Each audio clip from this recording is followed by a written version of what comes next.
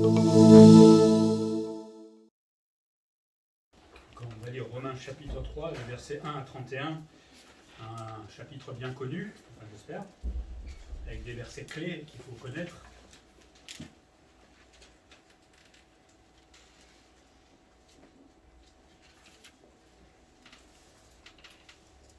Je lis verset 1. Quel est donc l'avantage des Juifs ou quelle est l'utilité de la circoncision? C'est en relation, on verra tout à l'heure avec ce qu'on a vu la dernière fois. Il est grand de toute manière et tout d'abord en ce que les oracles de Dieu leur ont été confiés. Et quoi? Si quelques-uns n'ont pas cru, leur incrédulité annulera-t-elle la fidélité de Dieu? Loin de là. Que Dieu au contraire soit reconnu pour vrai et tout homme pour menteur selon qu'il est écrit, afin que tu sois trouvé juste dans tes paroles et que tu triomphes lorsqu'on te juge. Mais si notre injustice établit la justice de Dieu, que dirons-nous? Dieu est-il injuste quand il déchaîne sa colère? Je parle à la manière des hommes. Loin de là. Autrement, comment Dieu jugerait-il le monde? Et si par nos mensonges, la vérité de Dieu éclate davantage pour sa gloire? Pourquoi suis-je moi-même encore jugé comme pécheur? Et pourquoi ne ferions-nous pas le mal afin qu'il arrive du bien, comme quelques-uns qui nous calomnient prétendent que nous le disons? La condamnation de ces gens est juste. Quoi donc? Sommes-nous plus excellents? Nullement, car nous avons déjà prouvé que tous, juifs et grecs, sont sous l'empire du péché. Selon qu'il est écrit, il n'y a point de juste, pas même un seul, nul n'est intelligent, nul ne cherche Dieu, tous sont égarés, tous sont pervertis, il n'y en a aucun qui fasse le bien, pas même un seul. Leur gosier est un sépulcre ouvert, ils se servent de la langue pour tromper, ils ont sur leurs lèvres un venin d'aspic, leur bouche est pleine de malédiction et d'amertume, ils ont les pieds légers pour répandre le sang, la destruction et le malheur sont sur leur route, ils ne connaissent pas le chemin de la paix, la crainte de Dieu n'est pas devant leurs yeux. Or nous savons que tout ce que dit la loi, elle le dit à ceux qui sont sous la loi, afin que toute bouche soit fermée et que tout le monde soit reconnu coupable devant Dieu. Car personne ne sera justifié devant lui par les œuvres de la loi, puisque c'est par la loi que vient la connaissance du péché. Et maintenant, sans la loi est manifestée la justice de Dieu à laquelle rendent témoignage la loi et les prophètes. Justice de Dieu par la foi en Jésus-Christ pour tous ceux qui croient. Il n'y a point de distinction. Et voilà deux beaux versets à retenir peut-être, ou à présenter des fois. Car tous ont péché et sont privés de la gloire de Dieu. Vous imaginez si on s'arrêtait là? Ce serait dramatique, mais ça continue. Et ils sont gratuitement justifiés par sa grâce, par le moyen de la rédemption qui est en Jésus-Christ. C'est lui que Dieu a destiné à être par son sang, pour ceux qui croiraient, victime propitiatoire, afin de montrer sa justice, parce qu'il avait laissé impunis les péchés commis auparavant au temps de sa patience. Il montre ainsi sa justice dans le temps présent, de manière à être juste tout en justifiant celui qui a la foi en Jésus. Où donc est le sujet de se glorifier? Il est exclu. Par quelle loi? Par la loi des œuvres? Non, mais par la loi de la foi. Car nous pensons que l'homme est justifié par la foi sans les œuvres de la loi. Ou bien Dieu est-il le Dieu des Juifs? Ne l'est-il pas aussi des païens? Oui, il l'est aussi des païens, puisqu'il y a un seul Dieu qui justifiera par la foi les circoncis et par la foi les incirconcis. Annulons-nous donc la loi par la foi? Loin de là. Au contraire, nous confirmons la loi. Ce n'est pas vraiment un des passages les plus limpides non plus, mais on va essayer d'être le plus simple possible pour expliquer ce que Paul veut nous dire à travers ces versets. La dernière fois, il y a 2 semaines, on a fait le chapitre 2 et on avait fini par ce triste constat d'une humanité qui est dans le péché et qui se trompe elle-même. Et Paul dit que dans l'état où elle est, évidemment, elle est condamnée à cause de son péché, mais aussi à cause de la sainteté de Dieu. Et Dieu est juste. Et là, Paul il le fait souvent, il va imaginer une espèce de dialogue entre un juif qui veut défendre la loi, et puis lui qui va défendre la foi, la justification par la foi en Jésus-Christ. Donc c'est pour ça que des fois il pose une question et puis il répond en fait. Il fait une espèce de dialogue, mais c'est lui-même qui parle à chaque fois pour faire comprendre justement à ces juifs qui pensaient être sauvés par leurs œuvres et par la loi, que finalement ils se trompaient complètement. Paul va au fur et à mesure démontrer la condamnation de tous les hommes. Pas que des païens, mais aussi celle des juifs tous les hommes, on l'a vu, sont pécheurs, tous les hommes méritent la sentence finale. Mais en même temps, et heureusement que, c'est pour ça que je dis, heureusement que ça ne s'arrête pas sur le verset 23, il y a une solution à cette condamnation, c'est évidemment d'être justifié par la foi. Et peut-être là, pour nous, c'est une occasion de nous réjouir encore de notre salut et de l'enfer qui nous a été évité, comme on a vu la dernière fois. Première chose que Paul développe, c'est les versets 1 à 8. Il va montrer que les Juifs sont aussi condamnés à cause de leur incrédulité. Ce questionnement, ce dialogue commence. Est-il avantageux d'être juif? C'est un juif qui parlerait dans l'imaginaire à Paul. Donc il y a ce dialogue qui se met en place. Est-il avantageux d'être juif? Surtout par rapport à ce qui était dit dans le chapitre 2. On avait vu la dernière fois que le vrai juif ou le vrai circoncis, c'est pas celui qui l'a dans la chair ou qui est du peuple juif. C'est celui qui est vraiment né de nouveau, qui suit le Seigneur. C'est pas le juif qui est sur la carte d'identité. C'est dans le cœur que la circoncision elle doit avoir eu lieu. Donc ça ne sert à rien pour lui d'être juif, d'être né juif, de vivre en tant que juif, si tout ça, ça n'a aucune valeur. Comprenez l'idée. Alors quel est donc l'avantage d'être juif, dit-il, et quelle est l'utilité de la circoncision? Je comprends un peu sa question. Mais Paul répond que elle est grande, l'utilité. D'abord, grande dans le sens où Dieu leur avait confié les oracles. L'Ancien Testament est rédigé par les Juifs, pour la plupart. Et donc, c'est pas rien, quand même, d'avoir eu des prophètes et des gens qui ont rédigé la parole de Dieu. C'est énorme, quelque part. Nous, on ne peut pas prétendre à cela. Et en plus, cette parole a été conservée par les Juifs pour nous arriver jusqu'à nous aujourd'hui. Le problème, et vous connaissez l'histoire d'Israël, c'est que malgré ce privilège qu'ils avaient de connaître Dieu, d'avoir sa parole, qu'est-ce qu'ils ont fait? Ils ont désobéi, et ils ont désobéi à un point même que parfois ils ont été sévèrement punis par le Seigneur. On peut avoir la Bible chez soi, on peut avoir la parole de Dieu, c'est pas pour ça qu'on la suit. C'est pas le fait de la voir, c'est pas le fait que de la lire, il faut aussi obéir à ce qu'elle dit. Mais les Juifs, eux, ont manqué de foi.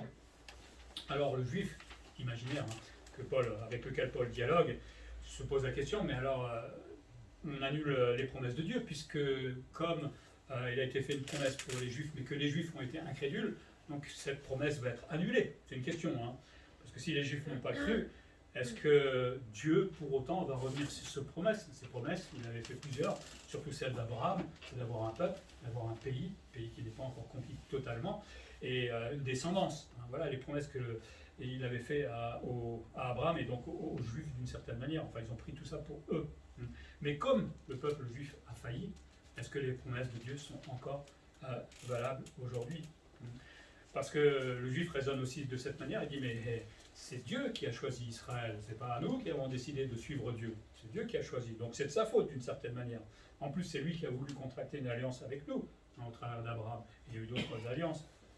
Donc à cause de l'incrédulité de certains, nous on payerait d'une certaine manière, ils étaient tous incrédules, il exagère un peu ce juif, mais bon. Est-ce que ça peut pousser Dieu à remettre en question sa parole? Dieu a choisi un peuple, le peuple a failli. Est-ce que Dieu remettra en question les promesses qu'il avait faites à ce peuple? Paul dit au verset 4, loin de là. Je ne sais pas si vous avez remarqué, il dira plusieurs fois cette expression, loin de là. Quand la justice de Dieu est bafouée par celle de l'homme, en fait, celle de Dieu est mise en valeur. Chaque fois que, j'ai envie de dire, on pêche, mais la sainteté de Dieu est mise encore plus en valeur. Sa justice est mise encore plus en valeur. Et il y a un principe, nous dit Paul, qui reste valable. Dieu sera toujours juste et l'homme sera toujours trouvé menteur. S'il commence à débattre avec Dieu. Nous n'avons pas la vérité en nous, sauf si nous disons la parole de Dieu, évidemment. Mais l'homme sera toujours menteur devant le Dieu qui sera toujours juste. Il dit, selon ce qui est écrit dans le psaume 51,6, enfin, qui reprend dans les premiers versets, et le psaume 51,6 dit « J'ai péché contre toi seul, et j'ai fait ce qui est mal à tes yeux, en sorte que tu seras juste dans ta sentence, sans reproche dans ton jugement. Dieu punira de façon juste un jour tous ceux qui n'ont pas voulu obéir au Seigneur, accepter la grâce. » Il y en a beaucoup qui disent « Ah, mais Dieu est plein d'amour, comment il peut envoyer en enfer ?» C'est sa justice. C'est sa justice qui est plein d'amour derrière, parce que l'amour, il l'a démontré en donnant une solution. Si on ne veut pas la solution, qu'est-ce que vous voulez qu'on ne peut pas faire plus que ça, donner une solution, et à quel prix la solution a été donnée, en envoyant son propre fils sur la croix. Excusez-moi, mais on ne peut pas faire plus. Donc la solution est là aujourd'hui. Si on n'en veut pas, il n'y a plus qu'une seule destinée. Aussi, le péché mérite la juste sentence de Dieu, c'est tout à fait normal. D'autant plus quand on refuse la grâce. C'est grâce, c'est triste. Hein. Vous imaginez quelqu'un qui est condamné à mort, qui doit passer, à l'époque c'était l'échafaud, hein, et quelqu'un vient dit je vais prendre ta place, et le gars il dit non. Il est fou, il faut être fou quelque part. Hein. Il faut être complètement fou de faire ça. C'est ces gens-là qui vont se retrouver en enfer, hélas. Alors le raisonnement de notre juif imaginaire continue. Alors notre injustice, elle met en valeur la justice de Dieu. Si cela est vrai, alors pourquoi Dieu nous condamne? Puisque quelque part, il est en train de dire, puisque je pêche, Dieu est mis en valeur, donc quelque part, comme je fais bien, pour lui, pourquoi il me condamnerait en tant que péché? C'est un peu mal, hein, ce juif, c'est franchement un peu l'ironie, j'ai envie de dire. Pourquoi Dieu nous condamne? Pourquoi Dieu serait en colère? C'est injuste, quelque part, en tout cas selon l'homme, hein, pas selon Dieu, mais selon le raisonnement de l'homme, puisque quand je pêche, je mets Dieu en valeur. On n'est pas en train de l'adorer quand on pêche. Hein. Je pense qu'il n'a pas très bien compris le principe. Mais ici, Paul dit qu'il réfléchit avec un raisonnement humain. On se comprend bien, hein. C'est pas vrai, ces choses-là. Mais le juif réfléchissait comme cela. Et avait une réflexion un peu tordue parfois. Vous savez, on fait pareil. Hein, quand il y a quelque chose qu'on ne veut pas enlever de notre vie, qu'il faudrait qu'on améliore, on arrive toujours à trouver une petite pirouette pour dire que, mais finalement, Dieu, t'es sûr que ou pas, c'est pas si grave. Ou, on se connaît, nos raisonnements, notre cœur est tortueux par-dessus tout qui peut le connaître. Hein. Mais Paul, évidemment, verset 6, s'oppose à ce raisonnement, à cette logique qui pour lui ne tient absolument pas, parce que si Dieu est injuste, il serait injuste dans ce cas-là, comment il peut juger le monde? Si un Dieu injuste vient juger le monde, je ne veux pas de son jugement. C'est clair. Parce qu'il sera injuste dans ce qu'il dira. Mais évidemment, Dieu n'est pas injuste. Aussi la colère de Dieu reste justifiée, hein, et il jugera parfaitement ce monde un jour. Personne ne pourra dire oui, mais tu te trompes. On ne peut pas dire à Dieu tu te trompes, puisqu'il a la justice parfaite. Il faudrait inventer un mot, parce qu'on ne peut même pas imaginer ce que c'est. Et une justice parfaite qui n'est pas faite avec des émotions. Hein. L'amour de Dieu, ce n'est pas une émotion, comme nous, des fois, on a un peu d'émotion. L'amour de Dieu est aussi parfait, totalement parfait. Et un jour, cette colère de Dieu s'abattra sur la terre. Ça commencera déjà quand Jésus pendant la tribulation, avant que Jésus revienne.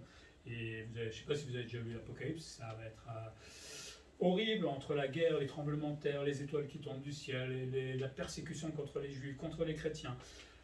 Ça va être un massacre. Et à la fin, Jésus reviendra. Et puis la colère de Dieu sera, une fois pour toutes, établie dans les temps de feu, comme on a vu tout à l'heure, dans l'enfer sera jeté dans les temps de feu, une fois pour toutes. Le contestataire juif continue son raisonnement et se dit, versets 7 à 8, « Si les mensonges des hommes font éclater la vérité et la gloire de Dieu, pourquoi il me dit que je suis pécheur ?» Tordu quand même, il dit ça, non? Quelque part, je trouve. Hein, pourquoi il me dit pécheur? Puisque finalement, grâce à mon péché, on l'élève de plus en plus et on montre la gloire de Dieu.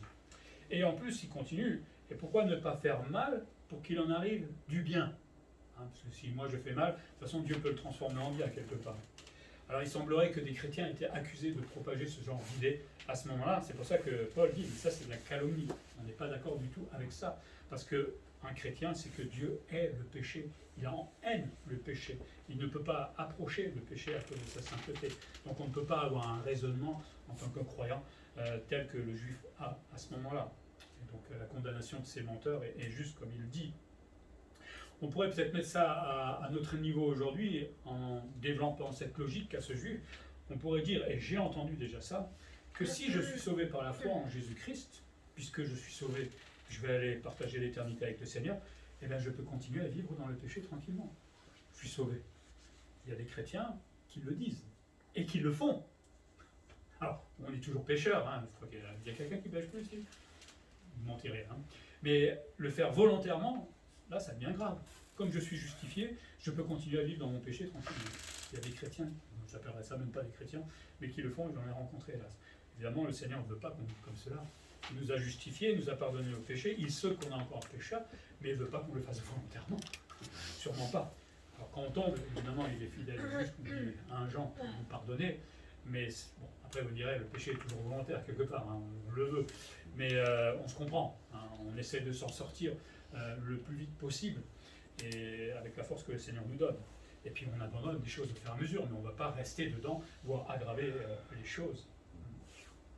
Donc dans cette première partie, ce que Paul veut montrer, c'est que le juif incrédule à l'époque, mais encore à ce moment-là, eh ben, raisonnait d'une certaine manière, croyant que, et on va voir ça, que parce qu'il est sous la loi, parce qu'il est juif, il pouvait être sauvé. Et d'une certaine manière, il est en train de modeler son propre Dieu, de fabriquer en fait son salut avec ses œuvres. Et Paul dit, mais non, non, non, vous êtes condamnés. Si vous n'acceptez pas, ce qu'on va voir ensuite, d'être justifié par la foi, vous êtes perdus. Et c'est pas parce que vous faites partie du peuple juif en tant que nation que vous allez être sauvés obligatoirement. Loin de là. On pourrait se dire aussi que c'est pas parce que je viens dans une église que je vais être sauvé. Il faut évidemment être né de nouveau pour être sauvé. Donc là, Paul montre les raisonnements humains. Comment, hein, je l'ai dit tout à l'heure, on cherche à modeler un Dieu sur mesure. Et même le chrétien continue à la faire, et de temps en temps, c'est bien de s'arrêter, de se dire, mais est-ce que Dieu est d'accord avec ma façon de voir dans tel et tel domaine, ou est-ce que c'est moi qui est en train d'imaginer qu'il est d'accord avec moi, hein? Et il y a beaucoup de domaines dans notre vie où on le fait et on s'en rend même pas compte parfois. Mais quand on lit la Bible régulièrement, normalement, on va tomber dessus. Donc ça devrait nous remettre en question. Une fois qu'il s'est occupé du juif, Paul va parler de la condamnation de tous les êtres humains. Tout le monde est perdu. Alors le juif continue son raisonnement. Hein. Alors est-il plus excellent ou pire que les païens, enfin d'être juif, hein? Est-ce que c'est mieux d'être juif ou c'est mieux d'être païen ou pas du tout? Enfin, là il révèle tout à fait son orgueil national, etc. Moi je suis juif, donc forcément je suis sauvé, je suis du peuple de Dieu. Paul a dit non, pas du tout. Hein. Paul rappelle que tous les hommes sont pécheurs, tous. Où que vous soyez nés, l'âge que vous ayez, tout le monde est pécheur. Et même David disait dans son psaume, je suis né dans l'iniquité, je suis déjà pécheur dans le ventre de ma mère, je suis pécheur à cause d'Adam et Ève. Hein. Je ne suis même pas encore sur la terre, je n'ai même pas encore pleuré une fois, je suis déjà pécheur. Hein. Double imputation, celle d'Adam. Et puis ensuite, on va démontrer très rapidement, hein, vous vous souvenez quand vous aviez 1 an, ou 2, quand vous voliez les jouets de votre frère, vous lui tapiez dessus pour le récupérer. Vous vous souvenez pas, on était jeunes, mais vos parents certainement. On démontre qu'on est pécheur et on va le faire au fur et à mesure. Il a prouvé dans le chapitre précédent, le chapitre 2, que tous les hommes sont pécheurs et que les juifs, et le juif là qui est en train de contester, n'est pas différent des Grecs ou des païens. Il est pareil, il est dans le même sac. Hein. Selon, comme dit Paul, ce qui est écrit dans le psaume 14, 1 à 3, au chef des chants de David, l'insensé dit en son cœur, il n'y a point de Dieu. Ils se sont corrompus. Ils ont commis des actions abominables. Il n'y en a aucun qui fasse le bien. L'Éternel du haut des cieux regarde les fils de l'homme pour voir s'il y a quelqu'un qui soit intelligent, qui cherche Dieu. Hein, imaginez Dieu qui regarde. Tous sont égarés, voilà le constat. Tous sont pervertis. Il n'y en a aucun qui fasse le bien, pas même un seul. Sur les milliards d'humains et sur tous les hommes qui ont existé depuis le commencement, aucun n'est approuvé par Dieu. Aucun. Vous pouvez être sage, gentil, bon, on reste pécheur devant Dieu. Le péché a affecté tout l'homme, a affecté toute l'humanité, mais surtout a affecté tout son être. Et plus on va en avant, hein, parce qu'il y a l'expérience du péché aussi, et plus on devient horrible en fait. Aujourd'hui, on est à une époque où on remet tout en question, toutes les valeurs en question, et ça va aller de plus en plus. Hein. L'avortement a été poussé, hein, je ne sais pas si vous avez remarqué, cette semaine, et il y a tellement de choses avec lesquelles on n'est plus d'accord. Et ça va être de pire en pire quand l'Antichrist va venir, alors là il voudra se faire adorer par les hommes. En attendant, donc Paul rappelle que tous les hommes sont pécheurs et que le péché a contaminé tous les hommes. Et Paul de décrire là le constat de Dieu à l'égard de l'homme. Quand on fait le constat, c'est lourd quand même. C'est lourd comment Dieu nous voit réellement. Pas comment moi j'ai envie qu'il me voie, mais comment il me voit. C'était avant évidemment que je connaisse.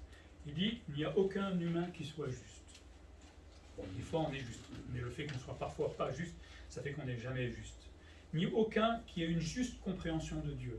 Peut-être qu'on est né dans une famille chrétienne ou pas, peut-être qu'on a cherché un Dieu quelque part, mais il a fallu la parole de Dieu pour avoir une juste compréhension de qui est Dieu et de ce qu'il veut pour l'être humain. Avant, c'était le brouillard. Paul dit aussi, enfin c'est Dieu qui dit, personne ne cherche Dieu. Souvent, quand j'entends les témoignages, on dit J'ai cherché Dieu, je l'ai rencontré. C'est faux. Personne n'a cherché Dieu. C'est lui qui vous tape un jour sur l'épaule en vous disant « J'existe ». Amen. Amen.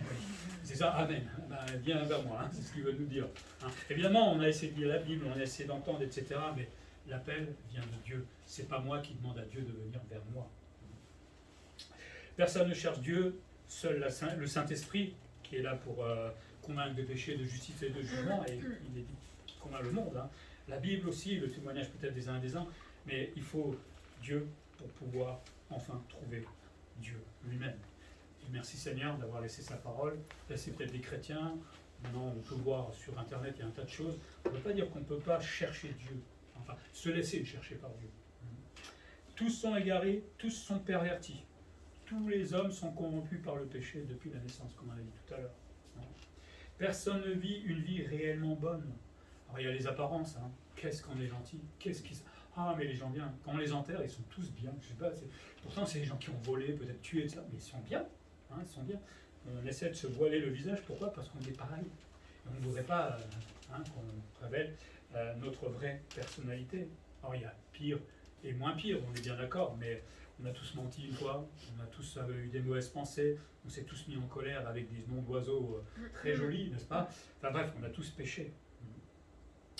Personne ne vit donc une vie réellement bonne, pas même un seul. Et Dieu de dire, car leur gorge ressemble à une tombe. Triste. Leurs paroles trompent. Hein, on sait tellement bien tromper les autres, même nous-mêmes. Leurs lèvres empoisonnent. C'est dire du mal des autres. Hein. On sait parler sur les autres. Qu'est-ce qu'on aime ça, hein. T'as vu, il n'était pas là à l'église ce dimanche, hein, c'est pas un vrai chrétien. Une bouche pleine de malédiction et de haine. Bon, j'espère qu'on n'en est pas à ce point-là quand même, mais ça c'est le monde. Hein. La preuve, ce qui se passe en ce moment dans le monde, la guerre, c'est la haine qui est là derrière. Hein. C'est bien triste. Un verset qui est repris d'Ésaïe 59,7. Hein.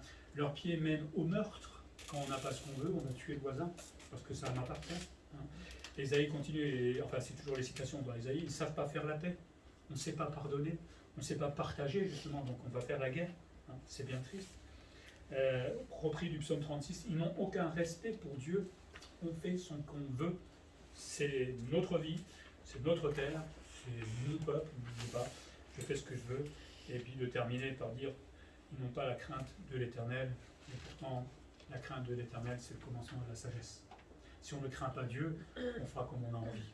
Et c'est ce que fait aujourd'hui le monde qui ne tient pas égard à de la crainte de Dieu. Voilà ce que nous étions autrefois. Vous pensiez être comme ça quand vous ne connaissiez pas le Seigneur, que vous faisiez votre boulot tranquillement, éduquer votre famille. On n'imaginait pas dans l'état où on était. Il a fallu que Dieu nous le révèle à un moment. Ou peut-être on n'est pas, je ne pense pas que vous ayez tué, enfin j'espère pas, par des mouches, mais ça c'est autre chose. Hein. Mais notre cœur était quand même pécheur, ne cherchez pas Dieu. Il était noir, sans but, sans rien. C'est triste dans l'état où on était. C'est là où il y a la reconnaissance qui doit monter en nous en disant mais merci Seigneur parce que j'étais tellement égaré, tellement perdu. Heureusement qu'à un moment tu as mis la lumière dans ma vie. Et donc Paul va expliquer le rôle de la loi à ce juif, hein, parce que le juif, il semblerait qu'ils avaient très mal compris ce qu'était la loi. Quand Dieu a donné la loi à Israël, à un moment, on pourrait dire qu'il a traité cette nation comme une espèce d'échantillon du genre humain. Il a choisi un peuple, on pourrait dire une espèce de peuple test, et il a donné la loi, et il a regardé comment ça se passe. Alors Israël, qu'est-ce qu'il a fait? Dès le début, même quand la loi n'était pas là, ils étaient déjà en train d'idolâtrer le veau d'or, hein, et puis ils vont continuer à toujours douter de Dieu, etc. Et plus on avance, plus ça va être une catastrophe, plus ils vont devenir idolâtres, et jusqu'au moment où Dieu les a punis sévèrement, ils sont revenus de l'exil, et pourtant ils ont repris et recommencé aujourd'hui, ils sont carrément loin de Dieu, puisqu'ils sont dans leur judaïsme. Échantillon de l'humanité. Hein. Parce qu'on aurait fait exactement la même chose. Si Dieu avait choisi les Français, il n'y avait pas les Français à l'époque, mais s'il nous avait choisi nous, on n'aurait pas fait mieux. Hein. On n'aurait pas fait mieux.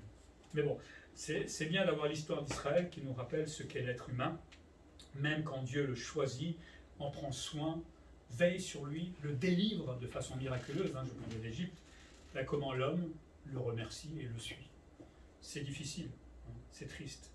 Et donc, pour aller faire le constat, échec sur échec avec Israël, échec sur échec.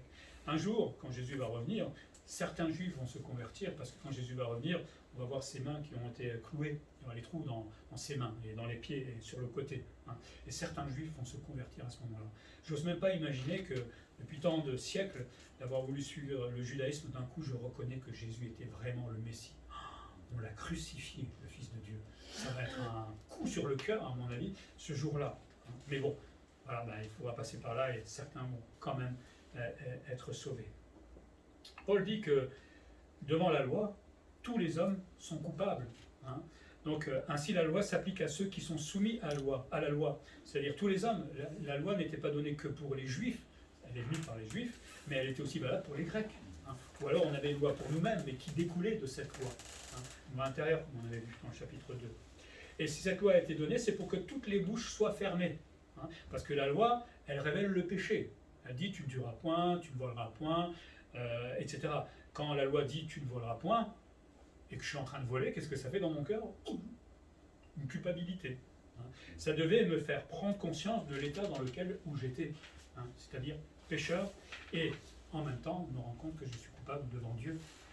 C'était ça le rôle de la loi, et uniquement ça le rôle de la loi. Donc nul n'est justifié en pratiquant la loi. Pourquoi? Parce que la loi, elle n'était là que pour révéler le péché. Elle n'a jamais été donnée pour sauver. Dieu n'a jamais dit appliquez-la à la lettre. Il devait rire quand il disait voilà, imaginons que Dieu devait dire ça, parce que personne ne peut le faire, à part Jésus. Appliquez-la à la lettre et vous saurez. Dieu n'a jamais dit ça. La loi était là, comme on l'avait vu avec Richard la semaine dernière, comme un pédagogue, pour nous montrer dans l'état où on était, et ensuite nous conduire vers la solution qui était évidemment Jésus. Mais suivre la loi, déjà personne n'y arrive, et même si vous y arriverez éventuellement, vous ne serez pas sauvé par la loi. Donc les œuvres ne servent à rien. C'est bien de faire du bien aux autres, on est bien d'accord, mais ne croyez pas être sauvé parce que vous faites du bien aux autres. Luther disait, le rôle de la loi n'est pas de justifier, mais de susciter la crainte de Dieu, la crainte par rapport à mon péché, parce que celui qui se repent, c'est celui qui a pris pleinement conscience de son péché, de la sentence qui est derrière, et du Dieu qui va dire la sentence. Quand on prend conscience de tout cela, normalement, on tombe à genoux devant le Seigneur, quand on a vraiment compris. Et on est dans la crainte. Mais évidemment, le Seigneur nous permet de nous relever par la foi et par la grâce. Donc, dans cette deuxième partie, Paul démontre que le monde entier, après avoir démontré que les Juifs étaient perdus aussi, le monde entier, Juifs et Grecs, ne peuvent pas obéir à la loi. Et par conséquent, tout le monde est condamné. Et si on arrêtait là, on pleurerait. On pleurerait. Heureusement qu'il y a une troisième partie, les versets 21 à 31, de la condamnation, mais il y a une condamnation, mais la justification est possible. Toujours de se poser les questions, comment les pécheurs impies peuvent être justifiés par un Dieu saint. Pas compréhensible pour le juif. Paul dit maintenant la justice de Dieu est manifestée sans la loi. La justice de Dieu n'a pas besoin de la loi pour faire quelque chose et surtout pour sauver. Il a révélé un plan Dieu a révélé un plan pour sauver l'homme pécheur, injuste, mais sans jamais lui demander d'obéir à la loi. Dieu a créé ce plan de salut, mais dans ce plan de salut, il n'a jamais demandé d'obéir à la loi. C'est quand on va être sauvé qu'on va commencer à pouvoir y obéir, parce que le Seigneur nous rend capable, mais avant, il n'a jamais demandé de le faire. Toujours de se poser la question, mais ce Dieu 3 fois saint, il doit punir le péché, parce qu'il ne peut pas l'excuser. Dieu n'excuse aucun péché. Et Dieu a dit plus d'une fois, c'est la mort, c'est la seule sentence qu'il y aura. Vous savez, Jésus, quand il était sur la terre, il a parlé beaucoup plus de l'enfer que du paradis. Pourquoi? Parce qu'il sait le danger qu'il y a pour l'homme qui ne veut pas se repentir. C'est urgent le salut. Si vous saviez encore quand vous mourriez, ce serait une chose, mais on ne sait pas. Donc le salut est extrêmement urgent. On pourrait dire qu'il y a une espèce de dilemme dans la tête de Dieu, par la manière des hommes, on est bien d'accord. Dieu aime le pécheur, il le dit plus d'une fois, et il voudrait le sauver, mais sa justice parfaite exige la mort. Vous voyez le dilemme? Et en même temps, son amour qui est absolument parfait, lui, il voudrait le bonheur éternel de l'homme. C'est ce qu'il avait fait avec Adam et Ève au départ. Mais sa justice est là. Souvent, on aime bien séparer l'amour de Dieu de la justice de Dieu. Les deux sont intrinsèquement collés au micron, je ne sais pas comment on dit, dans la plus petite partie. On ne peut pas séparer la justice de l'amour de Dieu. On ne peut pas dire Dieu est amour, donc il sauvera tout le monde. Ça, c'est faux. Alors, c'est plus dur dans ce cas-là. On va dire c'est juste un Dieu de justice qui n'a pas d'amour. C'est complètement faux. Dieu est donc dans un espèce de dilemme, et évidemment il n'y a pas de dilemme pour Dieu, parce que la bonne nouvelle révèle que Dieu peut sauver des pécheurs sans compromettre sa justice. Dieu peut faire cela parce qu'il est Dieu. D'ailleurs, Paul dit, les prophètes et la loi ont rendu témoignage de ce plan de salut au fur et à mesure. On ne comprenait pas tout dans l'Ancien Testament, évidemment, heureusement qu'on a le Nouveau Testament, mais il y avait des images, comme dit Paul, des ombres dans le système sacrificiel. À l'époque, on devait sacrifier des animaux pour couvrir le péché, non pas pour l'expier, mais pour couvrir le péché. Et donc on voit dans l'Ancien Testament qu'il fallait du sang pour pouvoir faire cette expiation. Et chaque fois que, à l'époque, quand vous étiez dans le tabernacle puis dans le temple, si vous aviez menti ou péché, ou je ne sais pas ce que vous avez fait, hop, selon le sacrifice qu'il fallait, vous preniez votre bête, vous marchiez jusqu'au temple, et là-bas vous posiez les mains sur la bête, pour s'identifier avec la bête, et le sacrificateur égorgeait l'animal devant vous. Et le sang était répandu ensuite, et on brûlait l'animal. Ça vous dirait chaque dimanche de faire ça? C'est pour ceux qui font le ménage après, ça va être compliqué. Il y a du sang partout. Mais c'est ce qu'il faisait. Il y avait là une image de ce que Jésus va vivre justement pour nous. Les ombres, images de ce système.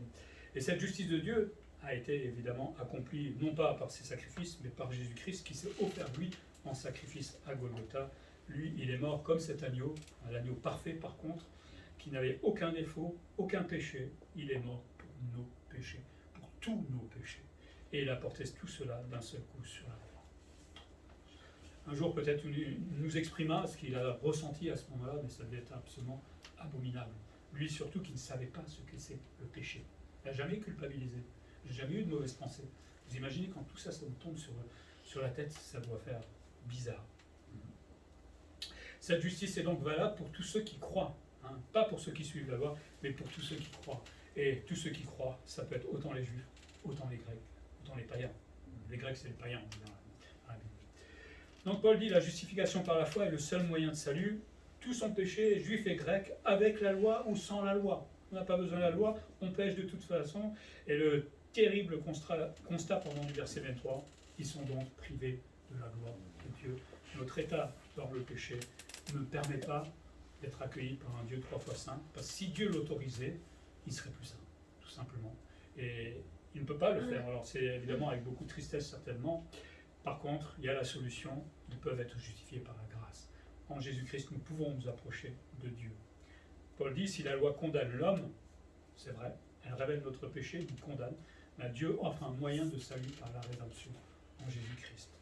C'est une chose d'être face à soi-même avec la loi, c'était son but, mais ce n'était pas fini parce que la loi devait me conduire, ce qu'on voit dans Galates, la loi devait me conduire tout simplement au besoin d'avoir un sauveur en fait, parce que quand je suis dans l'idée que je suis perdu, je veux être sauvé. Il n'y a que ces gens-là qui vont être sauvés. Si je sais que je suis perdu et que je m'en fiche, je n'ai pas besoin de sauveur, je ne veux pas avoir besoin de Jésus-Christ. En fait, je ne veux pas être sauvé. Mais celui qui se sent vraiment pécheur a besoin d'être sauvé. Il veut une solution à cela. Et c'est ce que Jésus-Christ a fait.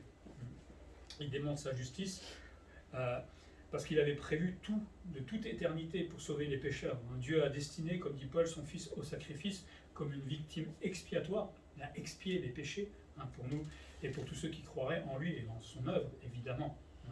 Ainsi, Dieu démontre sa justice parce que, comme dit Paul, il avait laissé impunis les péchés du passé.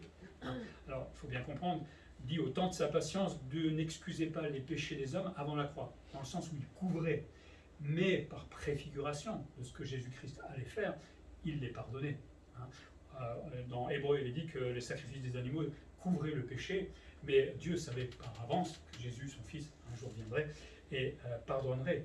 Et donc il pardonne les péchés, que ce soit avant, que ce soit après, à cause de la croix qui était prévue de toute éternité. Et donc Paul dit, il a démontré sa justice dans le temps présent, en restant juste et en permettant à celui qui a la foi en Jésus-Christ d'être justifié. Justifié, ça veut dire être déclaré juste. La justification, il faut imaginer que vous êtes dans le tribunal de Christ. J'ai déjà souvent dit, mais je le répète. Je suis dans le tribunal de Christ, de Dieu, pardon. J'ai Dieu en face de moi, il me regarde, il déclare, je suis pécheur, condamné à mort. Au revoir, tu vas en enfer. Bon, avec un peu plus de compassion que moi, certainement. Mais Jésus rentre en tant qu'avocat et il dit au Père, je veux prendre la place d'Emmanuel. Et je veux mourir à sa place, prendre sa sentence. À moi de décider si j'accepte ou pas. Voilà. Si j'accepte, le Seigneur me regarde et dit que tu es déclaré juste devant le Père Jésus prend la sentence et moi je peux sortir justifié tout simplement. C'est ça la justification. Je suis déclaré juste devant Dieu. Non pas vis-à-vis directement de Dieu, mais au travers de Jésus-Christ. Et je peux me présenter maintenant devant le Seigneur. Il n'y a donc pas sujet de gloire, comme ce juif voudrait dire, hein, que moi je suis juif, donc il y a un sujet de gloire. Cette gloire où j'ai envie de parler de gloriole juive, là, est exclue en fait pour l'observateur de la loi. Tous ceux qui voulaient absolument obéir à la loi, hein, comme les juifs le font encore aujourd'hui, ben, il n'y a aucun sujet de gloire, puisque finalement ça les condamne quelque part. Hein, parce que ni la loi ni les œuvres ne sauvent. Hein, vouloir absolument faire la loi, ben, ça ne produit rien finalement. Rien du tout. Ah, bon, ça peut peut-être faire plaisir à Dieu si vous ne tuez pas, si vous ne volez pas, etc. Mais ça ne nous sauvera jamais. Il faut passer par Jésus-Christ, par la loi, comme dit Paul, la loi de la foi. Hein. Changer juste l'angle peut-être de vue. Et la loi, c'est la foi en Jésus-Christ qui sauve. Seule la justification par la foi offre et peut offrir ce salut. Jésus a pris ma condamnation, celle que je méritais, et en faisant cela, il a pleinement satisfait Dieu. Il fallait que Dieu soit, satisfait du sacrifice. Alors un homme ne pouvait pas parce qu'il est pécheur, il n'y a que Jésus-Christ qui pouvait le faire, et quand il l'a fait, le Seigneur était d'accord de pouvoir sauver les gens. Aussi Paul rappelle que Dieu n'est pas le Dieu des Juifs. C'est intéressant de se dire, quand il dit ça, ça veut dire que les Juifs pensaient qu'il n'y avait que Dieu pour eux, et pas pour les autres. C'est quand même un peu, ça pète quand même, j'ai envie de dire. Parce que les Juifs ne se croyaient pas, ils le croient toujours d'ailleurs, hein, mais Dieu est le Dieu des païens, mais aussi le Dieu des Juifs, parce que Jésus est le Père derrière qui a œuvré pour cela, est mort pour tous, pour tout le monde, pas pour un peuple seulement. Hein. Comme Paul dit, il n'y a pas plusieurs dieux, il n'y a pas un Dieu pour les Juifs et un Dieu pour les païens, il n'y en a qu'un seul qui justifie par la foi en Jésus-Christ, tant les circoncis, souvent les païens, et les incirconcis qui parlent des Juifs. Alors une dernière grande question que se pose le Juif, hein. Alors si tu me dis que la loi elle ne sauve pas, etc., bah, à quoi ça sert? Est-ce que la justification par la foi n'est pas en train de détruire la loi, hein? Elle devient inutile, on n'a plus qu'à l'ignorer quelque part. Mais il faut bien comprendre que selon la loi, celui qui l'a transgressé devait payer un prix. Hein, si tu mentais, si tu voulais, il fallait payer un prix, parfois même la mort, hein, physique. Mais le problème c'est que si je veux rester sous la loi, je ne vais connaître que la sentence de la loi, et je vais connaître que la mort éternelle. Parce que la loi, on l'a dit, ne sauve pas. Donc il dit à ce juif, mais arrête de t'obstiner. La loi est utile pour révéler le péché, mais elle ne te sauvera jamais. Sinon, si tu veux rester sous la loi, si tu veux absolument obéir, tu seras toujours perdant, puisqu'elle ne sauvera jamais, jamais, jamais. Donc ce juif devait comprendre quelque chose là. Mais vouloir se sauver par la loi, en fait, c'est accepter qu'il n'y a pas de solution, puisque la loi n'a pas de solution, et c'est en même temps accepter la sentence éternelle. Ces juifs qui veulent vivre sous la loi disent « nous sommes prêts pour l'enfer », en résumé quelque part, puisqu'il n'y a pas de solution dans la loi. C'est quand même triste quand on y réfléchit. Hein, et ça c'est le religieux en général, je ne parle pas que du juif. Il y a beaucoup de gens qui veulent faire les choses pour les faire et qui croient qu'ils sont sauvés en faisant telle ou telle chose. Ils sont dans le même état. Ils font des choses pour aller en enfer en fait. Ils essaient de faire plein de choses, hein. Il y en a qui marchent à genoux, qui se font du mal, juste pour aller en enfer. C'est quand même ironique. Hein. Vous voyez comme le diable il est malin, quelque part. Comment il est capable de tromper l'homme. Après, l'homme crée aussi son propre Dieu. Hein. On l'a vu tout à l'heure. Mais Paul leur dit, arrêtez de vouloir vivre par la loi, c'est juste votre sentence éternelle qu'elle exprime. Hein. Mais la bonne nouvelle explique que Jésus est mort pour subir cette sanction. Lui a payé cette dette-là. Hein. Et donc, il faut placer sa foi en lui. Ainsi, celui qui viole la loi, dans ce cas-là, mais qui place sa foi en Jésus-Christ? Il est sauvé, parce que quelqu'un a payé la sentence, quelqu'un a payé la dette, et on se met en dessous de Jésus-Christ. Lui peut me sauver. Donc la loi, si j'y ai désobéi, moi en tant que chrétien, entre guillemets, aujourd'hui, eh ben, il y a la solution, c'est Jésus-Christ, puisque je crois en lui. Hein. Évidemment, on ne croit pas être sauvé par la loi, on est bien d'accord. Par contre, quand je suis devenu chrétien, normalement, je peux commencer à obéir à la loi. Normalement, on ne vole plus, enfin j'espère pour vous. Vous ne tuez plus, vous avez arrêté, vous ne mentez plus. Ah, le mensonge a mille façons. Hein. On est encore pécheurs évidemment, mais on essaie de grandir et d'évacuer le maximum de choses mauvaises de notre vie. Et tout cela grâce au Seigneur. Ainsi, celui qui viole la loi, je parle en tant que chrétien, mais qui place sa foi en Jésus-Christ, lui se met au bénéfice de l'œuvre de Jésus-Christ. et il peut sauver. Aussi, Paul répond à ce juif, la justification par la foi confirme la loi, justement. Elle confirme dans le sens où la loi a produit quelque chose, c'est-à-dire révéler notre péché, et elle a amené à vouloir être sauvé et à prendre Jésus-Christ comme notre sauveur. Et ces exigences de la loi, finalement, ont été remplies par Jésus-Christ. Vous voyez l'idée de la loi qui avait surtout dans Romains, dans Galates, etc., comment les Juifs se trompaient dans leur religion, tout simplement. Paul montre donc, pour terminer, que Jésus permet justement d'éviter cette condamnation des Juifs, mais aussi du monde entier, puisque les Juifs sont dans le monde entier, et il permet de l'éviter non pas par la loi, pas par les œuvres, pas en faisant quelque chose, mais uniquement en ne faisant rien, sinon que d'obéir, parce que j'aime dire que quand le Seigneur s'approche avec son Saint-Esprit pour nous convaincre de paix, de justice et de jugement, non pas de paix, de justice, de jugement, il est en train de nous dire tu es perdu, mais j'ai un sauveur prévu pour ça. Maintenant, est-ce que tu veux être sauvé? Le Seigneur ne propose jamais le salut. Il l'ordonne. Il veut que tous soient sauvés. Donc quand Dieu appelle quelqu'un au salut, il lui donne l'ordre de saisir Christ. Il ne lui propose pas, tu dois aller en enfer, tu vas être sauvé. Le cœur de Dieu veut sauver absolument. Après, si l'homme veut désobéir à cet appel, forcément, il ira en enfer, c'est sa décision. Mais Dieu l'aura quand même placé dans une telle situation où il pouvait justement saisir le salut. Mais s'il ne le fait pas, il est fou. Il est fou. Et après, l'enfer, excusez-moi, mais c'est mérité, entre guillemets. Parce que quand quelqu'un veut vous sauver et que vous ne voulez pas être sauvé, quand quelqu'un traverse l'autoroute, vous le voyez, vous lui dites qu'il ne faut pas traverser, il se fait écraser. Bon, on est triste, mais quand même, à un moment, c'est de la folie pure. Donc pour terminer, Paul répond ici à l'orgueil des Juifs dans ce chapitre 3 qui, lui, croyait qu'en observant la loi, aujourd'hui on pourrait le transposer pour ceux qui sont religieux en faisant des choses, qu'ils pouvaient se sauver par cela. Non, c'est bien d'être gentil, c'est bien de faire des bonnes œuvres, mais en aucun cas elles vous sauveront. Vous pouvez donner 1 milliard d'euros, à mesure faites-le pour l'église ici, si vous avez 1 milliard, ça peut toujours nous servir, c'est pas une info, mais ça ne vous sauvera pas, ça ne vous sauvera jamais. Et c'est une erreur de penser cela. Seule la justification par la foi en Jésus peut offrir le salut. Je ne peux rien faire pour mon salut, je ne dois rien faire pour mon salut, je dois juste saisir la grâce que le Seigneur m'a fait. Ça paraît tellement simple, certains vont vous dire, ah ouais, c'est gratuit en plus. D'ailleurs, les choses gratuites, vous savez, aujourd'hui, c'est peut-être pas sûr. Là, si, c'est gratuit, parce que ça ne peut être que gratuit, parce qu'on ne peut rien faire de toute façon. On pourra se démener comme on veut, on ne peut rien faire pour être sauvé, donc il faut accepter l'offre qui nous est faite de la part de notre Sauveur. Il faut obéir à l'appel de Dieu. C'est bon de s'en souvenir, ce chapitre 3, surtout de se souvenir d'où nous venons. Je ne pense pas qu'on faisait le constat à l'époque dans l'état où on était. Ça dépend où vous étiez au niveau du péché. Mais on se pensait être bon, on pensait faire comme les autres, on marchait comme le monde finalement, jusqu'au moment où le Seigneur nous a révélé ce que nous sommes. On en a pris conscience, heureusement. Et le Seigneur sait plus à nous pardonner, à nous gracier et à nous éviter l'enfer. Qu'on puisse y penser un peu plus souvent, parce que je pense que ça créerait plus de joie peut-être, plus de reconnaissance, plus l'envie de servir le Seigneur, que de se dire que j'ai évité l'enfer grâce à Jésus-Christ. Même si nous sommes sauvés aujourd'hui, on ne va pas faire comme les Juifs en disant « Regardez, nous sommes l'Église, nous sommes sauvés ».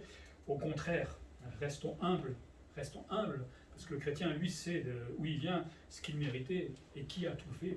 On ne peut pas, à un moment, se glorifier de quoi que ce soit, loin de là. Et personne ne peut le faire dans l'Église, c'est-à-dire on est tous au même niveau.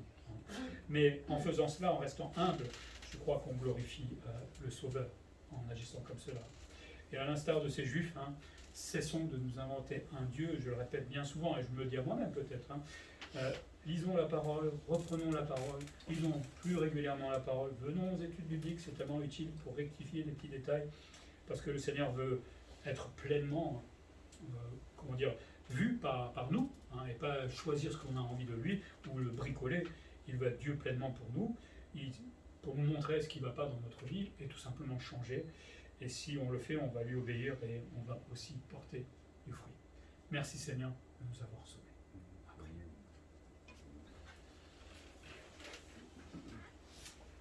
Oui Seigneur, merci pour l'épître aux Romains qui, c'est vrai, s'adresse peut-être plus aux Juifs, mais peut-être même aux religieux, qui n'avaient pas vraiment tout compris par rapport à la loi que tu avais donnée avec Moïse à l'époque. Mais là, je crois que c'est clair, Seigneur, nous ne pouvons absolument rien faire pour nous sauver, ni par les œuvres, ni par notre gentillesse, ni par l'argent ou je ne sais pas quoi. Seigneur, nous étions perdus, totalement éloignés de toi, ennemis comme disent d'autres passages, Seigneur. Mais tu es venu, tu as accepté de quitter ton ciel de gloire, tu as accepté de donner ta vie à notre place, tu as accepté de nous déclarer justes, Seigneur, de nous justifier par amour pour nous, parce qu'il n'y avait vraiment pas d'autre solution. Seigneur, les mots sont peu, mais nous voulons te dire tout simplement merci, non pas aujourd'hui, mais par une vie reconnaissante, qui marche selon tes commandements, qui essaie d'avancer dans cette vie de sanctification, qui essaie de prendre du temps pour te servir, pour témoigner, Seigneur. Nous savons très bien ce que nous avons à faire, et ce que nous faisons, à mon avis, te glorifie et te réjouit. Merci Seigneur pour ce salut, mais je veux prier pour ce monde, nos proches peut-être, mais peut-être ceux qui sont aussi éloignés, qui marchent aveugles actuellement, que le diable trompe peut-être par la religion ou d'une autre manière. Fais de nous tes ambassadeurs de la réconciliation, pour que nous puissions parler de cette justification, pour montrer qu'il y a une solution finalement à la condamnation, c'est Jésus-Christ. Merci ce que tu as fait pour nous, Seigneur.